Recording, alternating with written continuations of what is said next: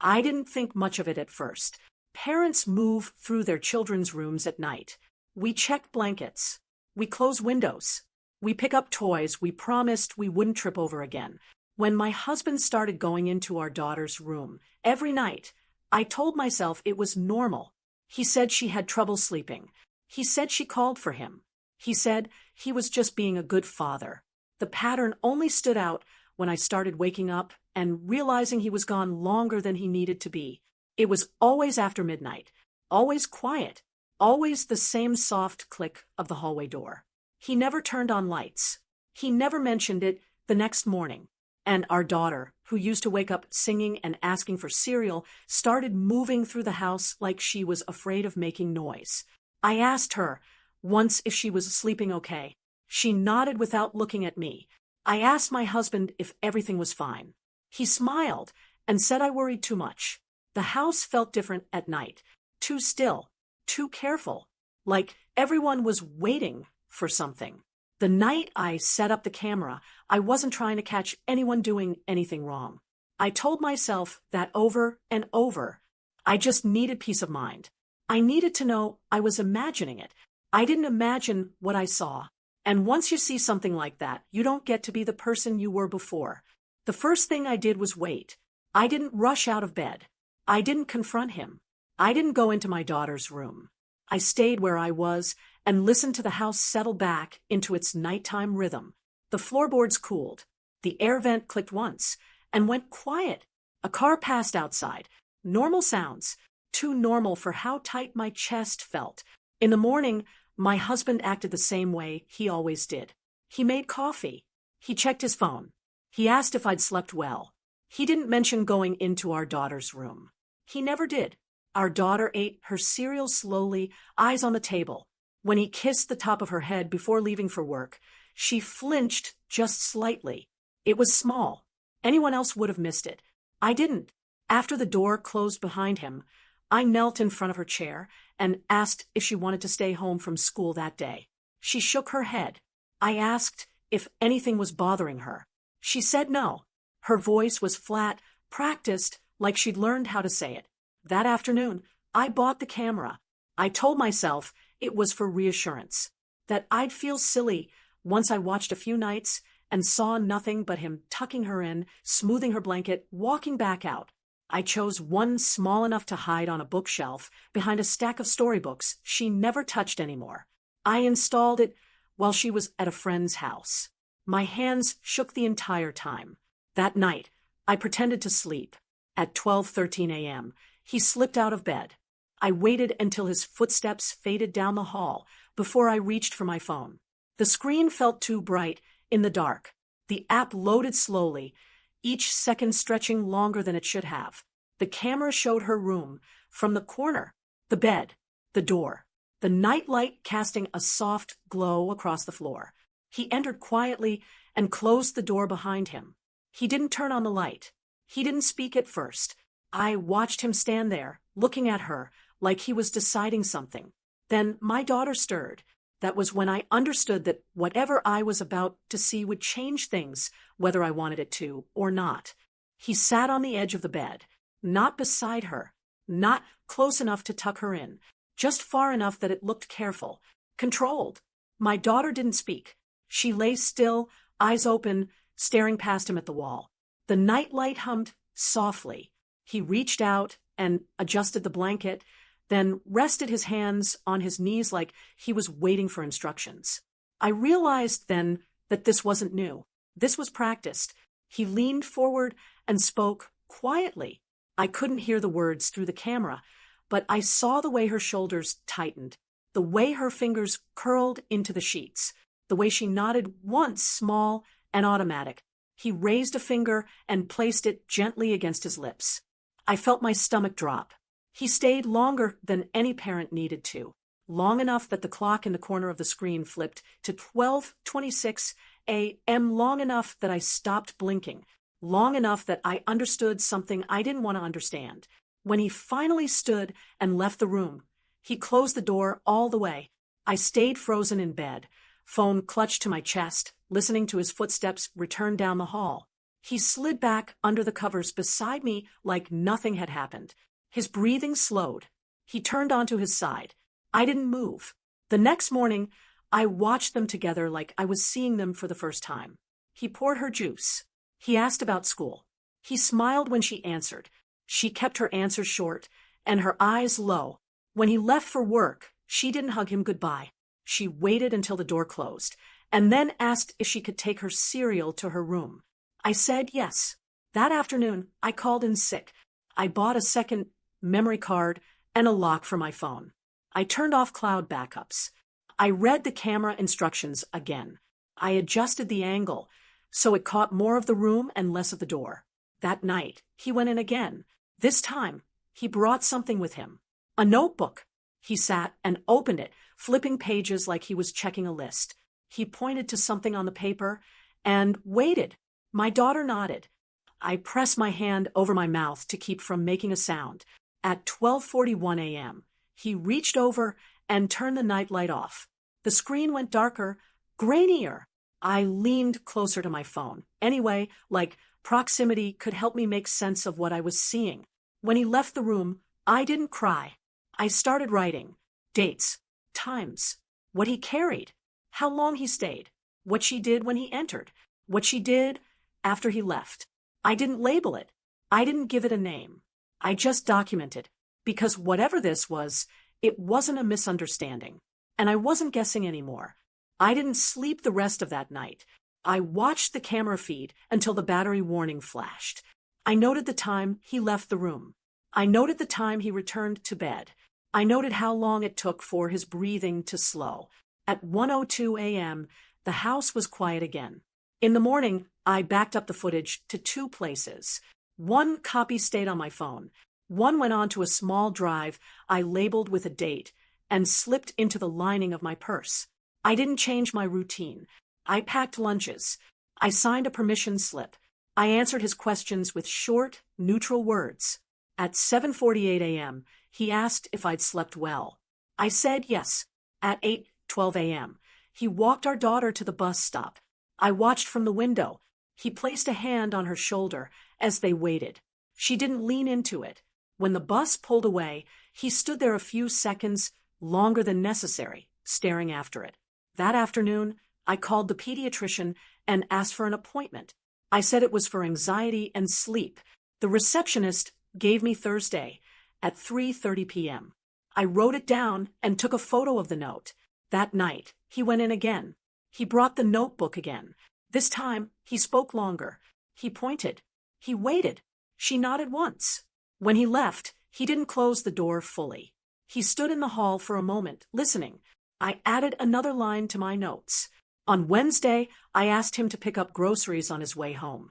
He texted at 6:14 p.m. asking what brand of milk. I replied. I saved the messages. At 9:06 p.m., he asked if I was going to bed early. I said yes. I didn't. At 12:09 a.m., he checked our bedroom door before walking down the hall. The camera caught him pausing, turning, and saying something toward the room, soft like reassurance. He entered our daughter's room and closed the door. I waited 10 minutes.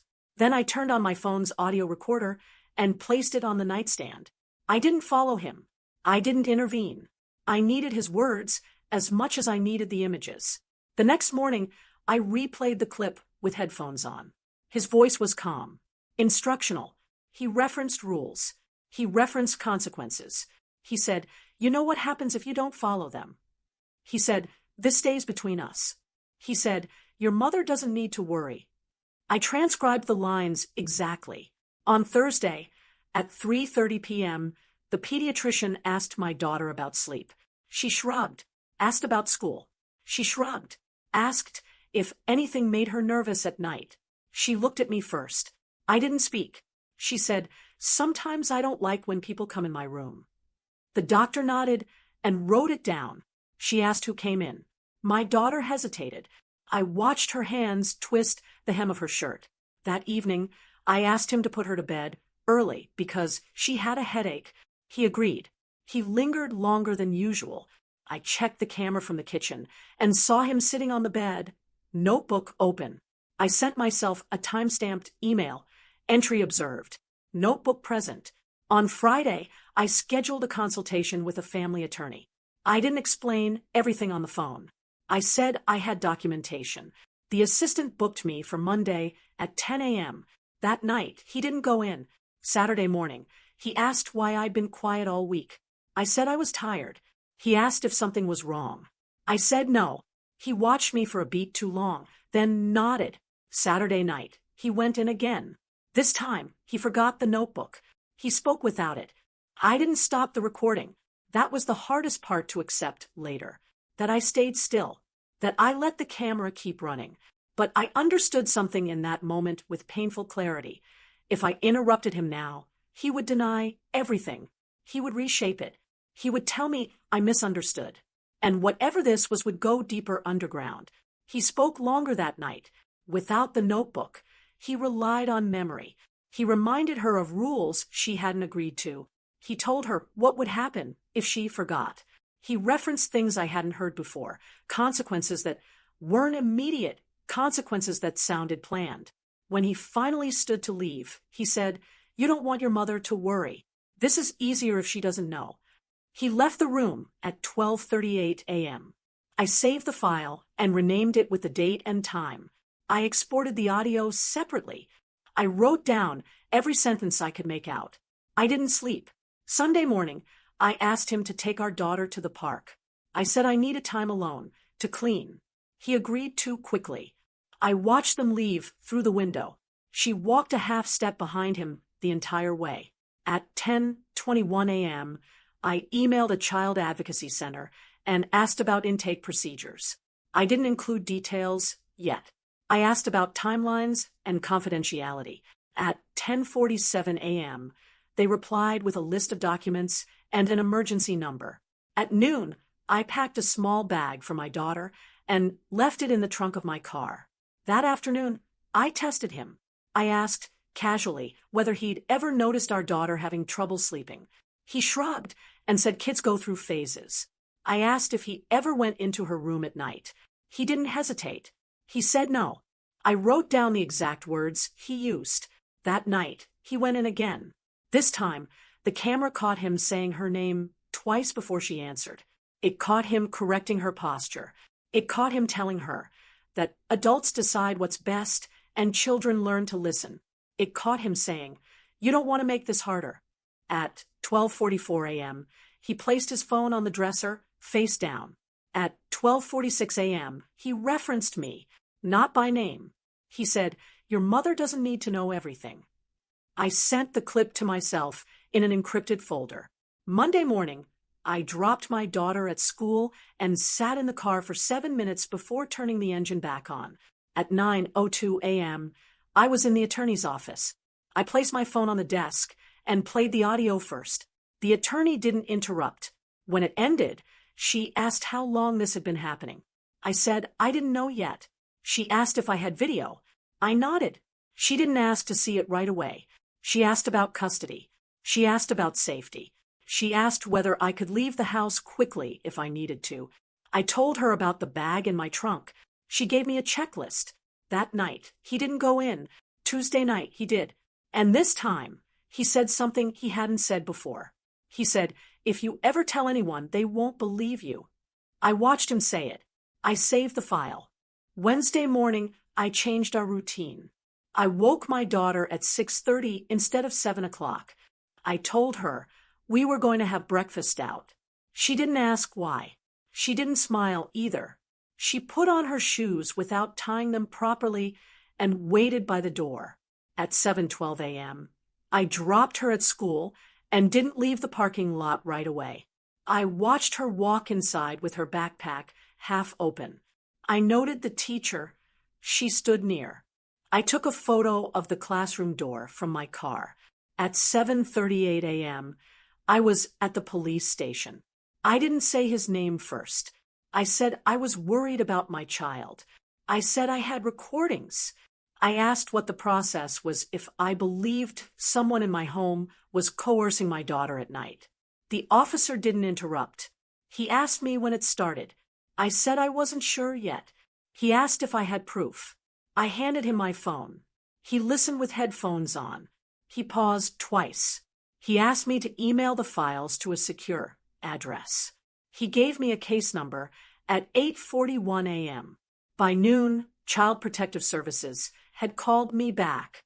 They asked where my daughter was right now. I said school.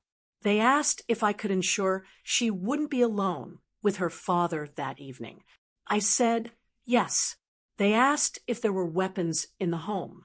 I said no. They asked if I had a place to go if needed. I said I had already arranged one. That part wasn't true yet, but it would be. At 2:06 p.m., my husband texted, "Running late. Meeting stacked. Don't wait up." I saved it. At 3:18 p.m., CPS emailed me an intake appointment for the next morning. They asked me not to alert him yet. That night, he didn't go into her room. Instead, he tried something else. At 9:52 p.m., while we were all in the living room, he said, "You've been acting strange this week." I said I was tired. He said, "You're watching me?" I said nothing. He smiled and turned the TV up.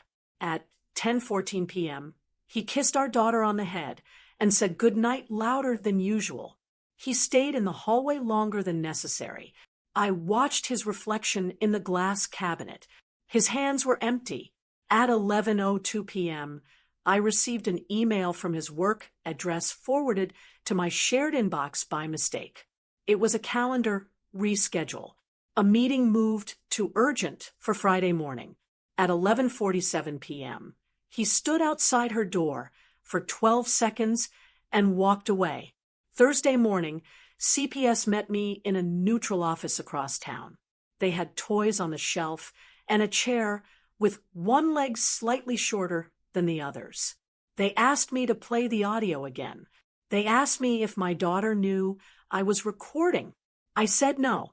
They said that was okay. They asked if he'd ever told me he went into her room at night. I said no. They asked if he denied it. I said yes. They asked if I had confronted him. I said no. They nodded. At 10:23 a.m., they told me they would open a formal investigation. At 10:31 a.m., they told me not to return home with my daughter that day. I texted my sister. She replied in 2 minutes. "Come now." I picked my daughter up early. The school secretary didn't ask questions. She handed me a form to sign. My daughter held my sleeve in the hallway and asked if she'd done something wrong. I said no. That afternoon, my husband called 4 times. I didn't answer. At 6:19 p.m., he texted, "Why isn't she home?" I didn't reply. At 7:04 p.m., CPS called him. I wasn't on that call. At 7:28 p.m., he left a voicemail. His voice was steady. He said there had been a misunderstanding. He said he was being accused of something absurd. He said he would clear it up quickly. I saved it. At 8:11 p.m., my sister locked her door. That night, my daughter slept through the night for the first time in weeks. Friday arrived quietly. At 8:03 a.m., my phone rang. It was the investigator assigned to our case. She said they had completed the initial interviews. She said my husband had declined to answer several questions. She said his attorney had requested a delay. She said the court would issue temporary orders by the end of the day. I thanked her and ended the call. At 8:27 a.m., my daughter was eating cereal at my sister's table. She lined the spoon up carefully with the bowl before each bite. Milk spilled once. She froze, waiting. I handed her a napkin. She wiped it up and kept eating. At 9:11 a.m., my husband emailed me. "We need to talk like adults. This is out of control." I didn't reply. At 10:46 a.m., the school counselor called. She said my daughter had drawn a picture during class. It showed a house with one window dark and one light. She asked if we were going through a change. I said yes. She said they would keep an eye on her. At noon, CPS called again. They said the temporary order would prohibit him from being within 500 feet of our daughter. They said supervised contact would be reviewed later. They said I could return to the house with a police escort if I needed belongings. I said I wouldn't. At 1:32 p.m., my sister and I went to the hardware store. We bought a small lamp and new sheets. My daughter picked a blue pillowcase. She held it the entire ride back. At 3:18 p.m., my husband left another voicemail. This one was shorter. He said, "You're making a mistake." He said, "You'll regret this." I saved it. At 4:05 p.m., my daughter asked if we were sleeping at Annie's again. I said yes. She nodded. She didn't ask when we were going home. At 5:49 p.m., the temporary order was emailed to me. I read it twice. His name appeared in bold. The address listed was our house. The section labeled Protected Party listed my daughter first. That night, we ate takeout on the floor. The lamp cast a warm circle on the wall. My daughter lined up her crayons by color and drew quietly. She didn't jump at noises. She didn't ask to check the hallway. At 9:14 p.m., she yawned and crawled into bed, without being told. I sat beside her. She held the blue pillowcase to her chest. "Mom," she said, not opening her eyes. "He won't come in here anymore, right?" "No," I said, "he won't." She nodded once. "Okay." She fell asleep in under 5 minutes. Saturday morning, I packed a bag. Sunday, I signed a lease. Monday, I returned to work. I dropped my daughter at school myself. I picked her up myself. The teacher stopped me once and said she was talking more. 2 weeks later, my husband's lawyer requested mediation. I declined. A month later, the house was sold. I didn't step inside again. The refrigerator hum was someone else's problem. 3 months later, my daughter slept through thunderstorms. I didn't announce what I did. I didn't explain myself to neighbors. I didn't correct rumors. I followed procedures. I showed up on time. I kept records. Some people asked how I knew something was wrong. I told them I watched. At night now, the doors stay closed. The lights go off on schedule. Nothing moves when it shouldn't. Life is quieter. That's enough.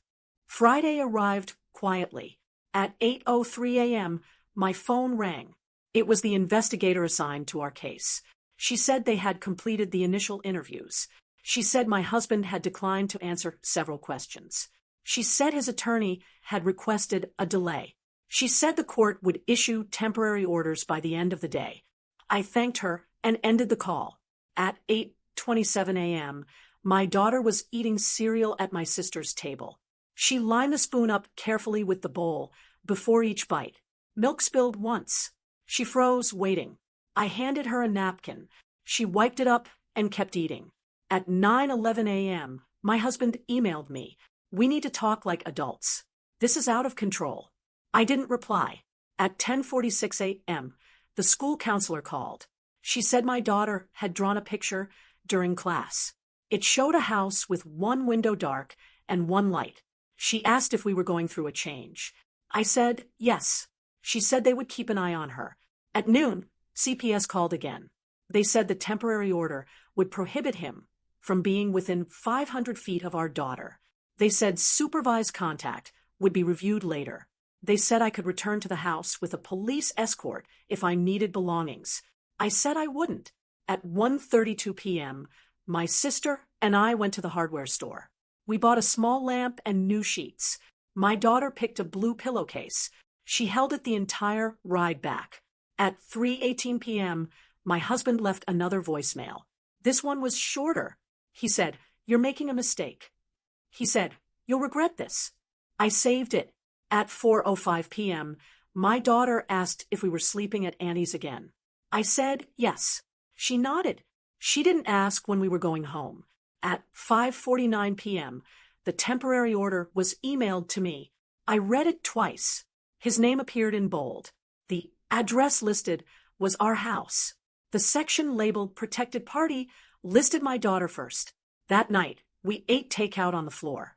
The lamp cast a warm circle on the wall. My daughter lined up her crayons by color and drew quietly. She didn't jump at noises.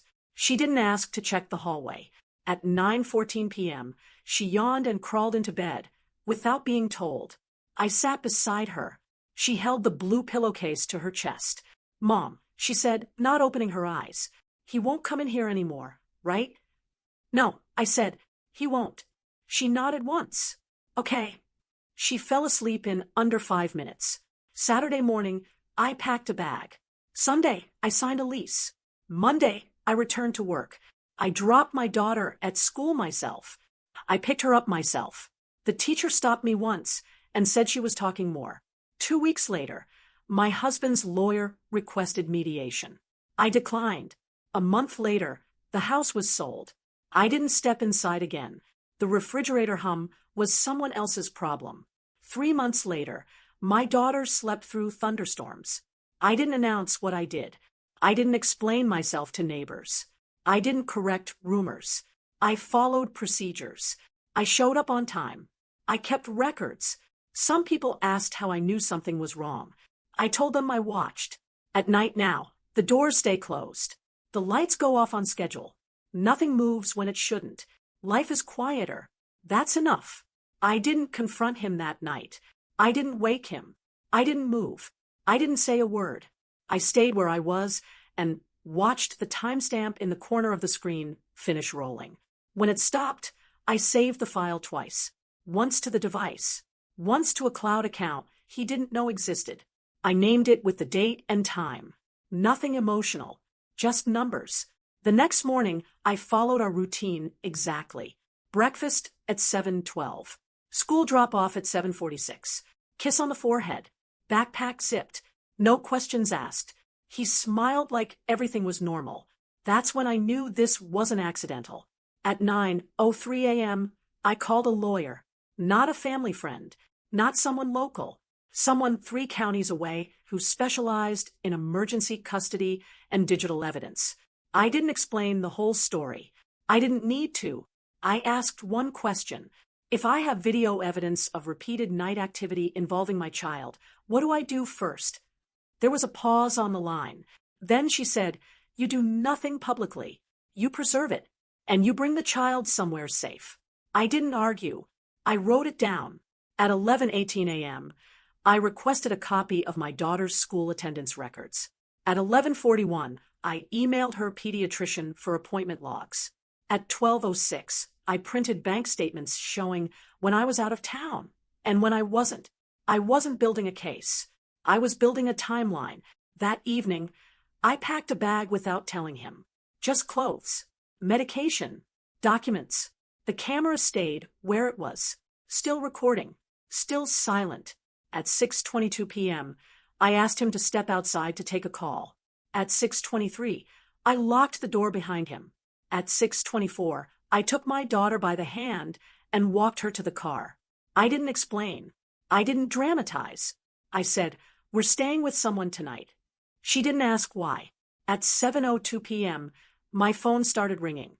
I didn't answer. By the second night, I understood the pattern. It wasn't just timing. It was certainty. At 10:11 p.m., my phone vibrated again. Not with sound.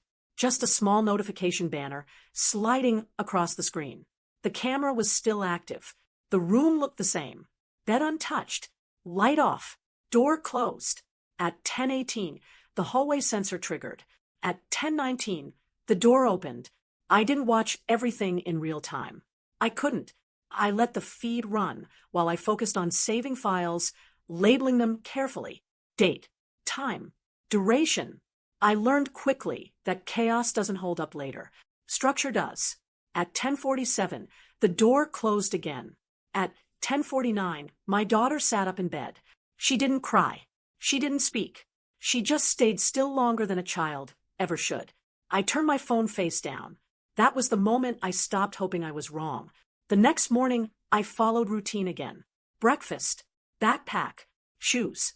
I smiled when spoken to. I answered questions normally. I didn't rush. I didn't change tone. I didn't accuse. I waited. At 9:36 a.m., I emailed my employer requesting personal leave. No explanation, just dates. At 9:44, I booked a consultation with a family attorney who specialized in emergency custody. At 9:57, I called my sister. I didn't say everything. I didn't need to. I need you to be available tonight, I said. She didn't ask why. By 1:12 p.m., I had 3 video files backed up to 2 separate locations. By 2:08, I had screenshots of timestamps. By 2:41, I wrote down everything that had happened without commentary, just facts. That evening, he noticed something. "You're quiet," he said at dinner. I nodded.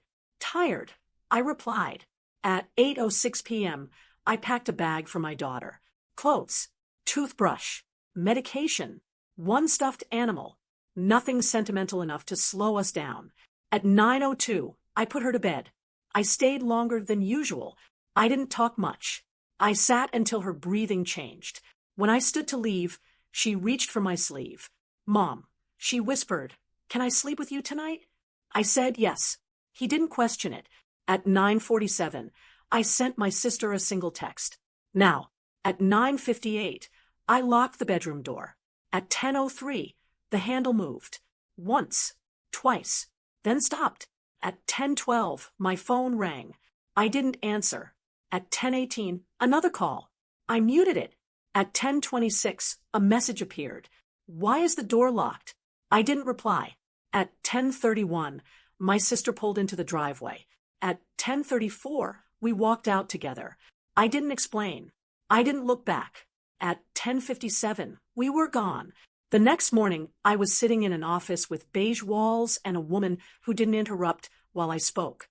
She watched the footage once, then again, then stopped it. She folded her hands. "You did the right thing," she said. At 11:41 a.m., paperwork began.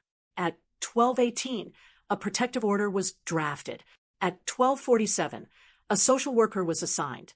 At 1:09, my phone rang again. This time, it was a different number. "We need to speak with you today," the voice said.